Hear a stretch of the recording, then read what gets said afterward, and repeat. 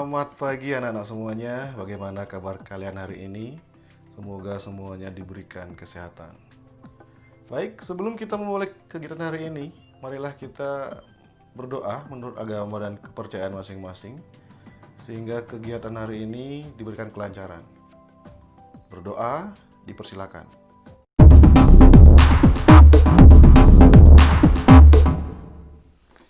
Hari ini kita akan belajar tentang statistika. Adapun kompetensi dasar kita hari ini yang pertama itu adalah mengevaluasi kajian statistika dalam masalah kontekstual dan menyelesaikan masalah kontekstual yang berkaitan dengan kajian statistika. Adapun tujuan pembelajaran kita hari ini, yang pertama adalah siswa dapat membandingkan statistik dan statistika, sampel dan populasi. Yang kedua, siswa dapat menyimpulkan kajian statistika dalam masalah kontekstual dalam bentuk penyajian data menggunakan tabel. Dan yang ketiga, siswa dapat menyajikan masalah kontekstual berkaitan dengan penyajian data menggunakan tabel. Jadi, itu yang akan kita pelajari hari ini. Dan mengapa kita perlu mempelajari statistika? Karena statistika itu sangat bermanfaat bagi kehidupan kita sehari-hari. Adapun beberapa manfaat dari statistika, itu yang pertama adalah dalam bidang ekonomi, para investor atau pengusaha sering menggunakan data statistik untuk memperoleh keuntungan.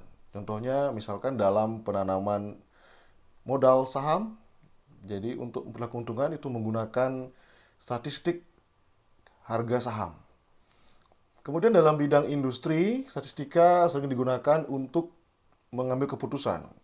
Contohnya saja misalkan dalam menentukan jumlah produksi setiap harinya itu berdasarkan atas data historis perusahaan.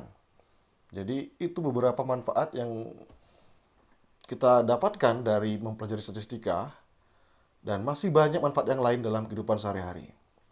Nah, sekarang saya akan memberikan beberapa pertanyaan untuk anak-anak semuanya. Pernahkah kalian didatangi oleh petugas sensus? Kemudian, apakah kalian pernah mendengar istilah data? Dan yang terakhir, di mana bisa kita menemukan data? Nah, silakan beberapa perwakilan untuk menyampaikan 3 pertanyaan tadi. Saya persilakan. Baik anak-anak, saya akan menjelaskan terlebih dahulu bagaimana prosedur pembelajaran kita hari ini. Jadi yang pertama, anak-anak nanti akan saya bagi menjadi beberapa kelompok yang terdiri dari 4-5 orang, di mana masing-masing kelompok ini akan nanti berdiskusi ke dalam satu grup WhatsApp. Jadi nanti beberapa kelompok itu masing-masing kelompoknya sudah saya sediakan grup WhatsApp. Nah, kemudian nanti anak-anak akan masuk ke dalam Google Classroom, di mana nanti kegiatan kita dalam Google Classroom itu, nanti saya akan bagikan materi PowerPoint, dan kemudian juga lembar kerja peserta didik atau LKPD.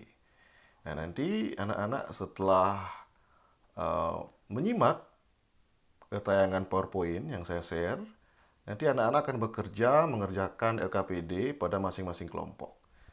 Nah, nanti anak-anak akan berdiskusi dalam grup WhatsApp tersebut, di mana saya bisa memantau grup WhatsApp tersebut. Nah, kemudian nanti setelah menghasilkan hasil dari diskusi, itu akan dipresentasikan oleh masing-masing kelompok, di mana nanti kelompok lain akan menanggapi hasil diskusi dari setiap kelompok yang presentasi. Jadi demikian beberapa prosedur yang sudah saya jelaskan. Mungkin dari anak-anak ada yang belum jelas. Oke, jadi kalau semua sudah jelas, silakan sekarang kita akan beralih ke kegiatan dalam Google Classroom. Saya persilakan untuk anak-anak masuk ke Google Classroom.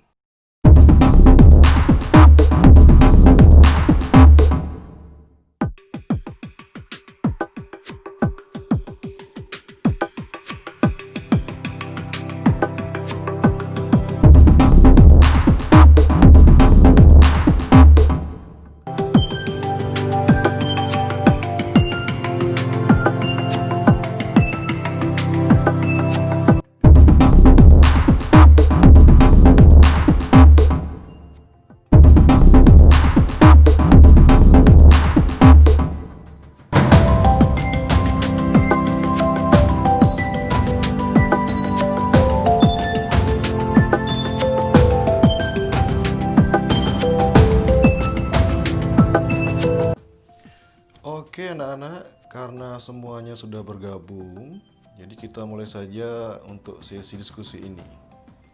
Jadi saya akan memilih salah satu kelompok untuk mempresentasikan hasil dari diskusi kelompok tadi.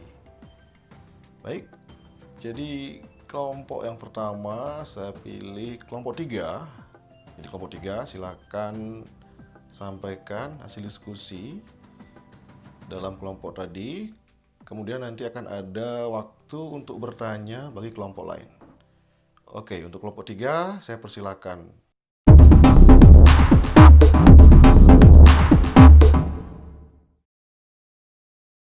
Semua kelompok sudah melakukan presentasi hasil diskusinya dan kelompok lain juga sudah menanggapi.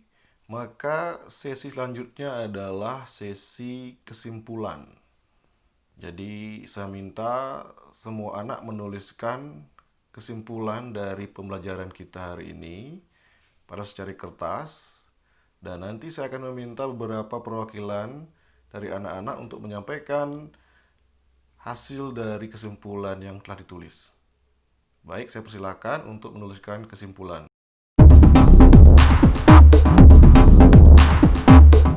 Baik, kita sudah mendengarkan kesimpulan yang disampaikan oleh salah satu teman kalian. Jadi sudah sangat bagus sekali kesimpulan yang telah disampaikan. Namun saya perlu menambahkan, dalam langkah menentukan batas bawah kelas pertama, itu anak-anak bisa memilih nilai terkecil dari data ataupun nilai yang lebih kecil dari data. Jadi itu ya, supaya kita bisa membuat suatu tabel distribusi frekuensi yang baik. Jadi semua langkah itu harus anak-anak lakukan. Baik, itu kesimpulan yang telah kita dapatkan bersama.